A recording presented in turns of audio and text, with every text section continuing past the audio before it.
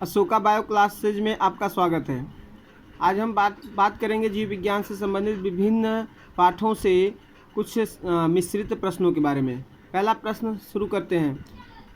सेब में सुगंध का कारण, जो एप्पल होता है उसमें जो गंध आता है वो किसके कारण होता है? तो वो गंध आता है मैलिक अम्ल के कारण। कह रहा है सर्वाधिक विटामिन ए पाया जाता है। सबसे अधिक विटामिन ए किसमें? गाजर में पाया जाता है। किसमें पाया जाता है? तो पके हुए जो आम होते हैं, पके हुए आम के फलों में पाया जाता है।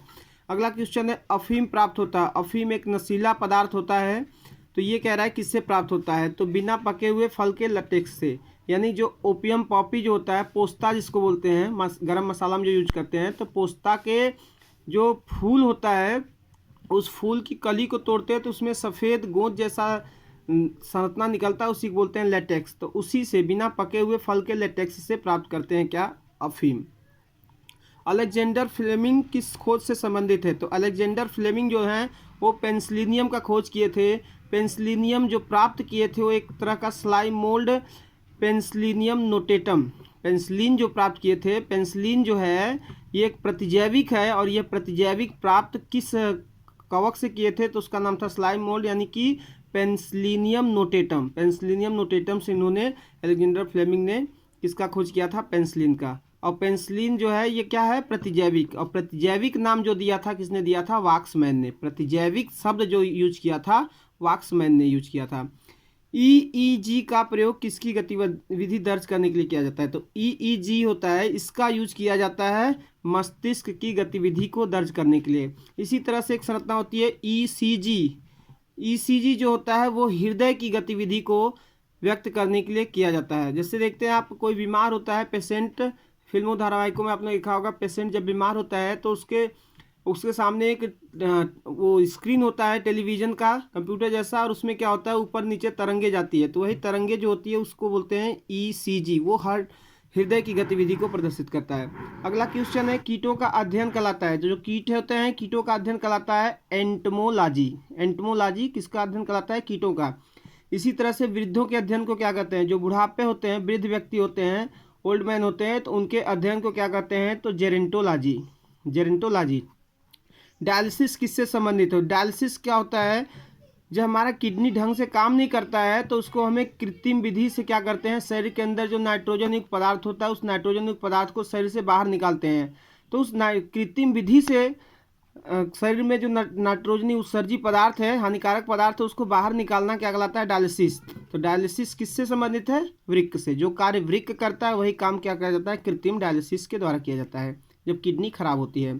अगला क्वेश्चन है, डूबने से हुई मृत्यु का पता लगाने में सहायक है। कोई व्यक्ति डूब के मरा है, इस कौन प्रूफ करता है? तो उसके शरीर में पाए जाने वाले डायटम। डायटम चूंकि जलीय जंतु होते हैं, तो जलीय जंतु होते हैं तो इसी से पता लगता है कि वो व्यक्ति डूब कर मरा है, किस तरह से मरा है।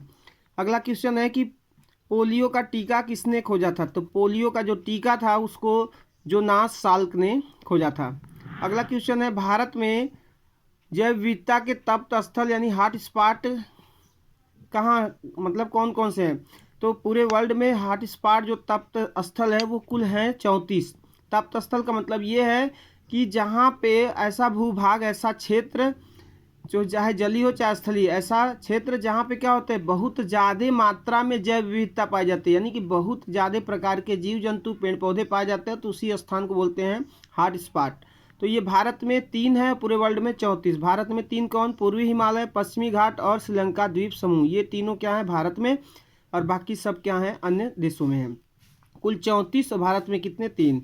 अगला क्वेश्चन है, मृदा विहीन जल द्वारा खेती कहलाता है। यानी जल द्वारा खेती करेंगे, जल का यूज करेंगे लेकिन उसमें मिट्टी का यूज नहीं करेंगे। बिना मिट्टी का जल द्वारा खेती क्या कहलाता है? हाइड्रोपोनिक्स कहलाता है। अगला क्वेश्चन है, किस भोज्य पदार्थ में कैलोरी यूनिट अधिक होती है? यानी कि कौन से पोषक पदार्थ, जो भोज्य पदार्थ होता है उसमें सबसे ज़्यादा ऊर्जा मिलती है, कैलोरी की मात्रा होती है? जैसे कार्बोहाइड्रेट, वसा, प्रोटीन, विटामिन ये सब होते हैं, तो सबसे ज़्यादा ऊर्जा कौन कैलोरी रखता है? वसा। वसा जो होता है वो सबसे अधिक ऊर्जा कैलोरी रखता है। अगला क्वेश्चन, सेब, एप्पल जो होता है हृदय रोगी के लिए उपयोगी है, क्योंकि उसमें क्या पाया जाता है? तो पोटेशियम पाया जाता है। पोटेशियम जो होता है हृदय रोगियों के लिए उपयोगी होता है, तो सेब में क्या पाया जाता है? पोटेशियम, इसीलिए सेब क्या होता है? हृदय रोगियों के लिए उपयोगी होता है।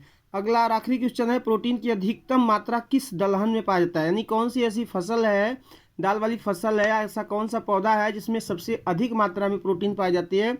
तो सबसे अधिक मात्रा में प्रोटीन जो होती है सोयाबीन में पाई जाती है।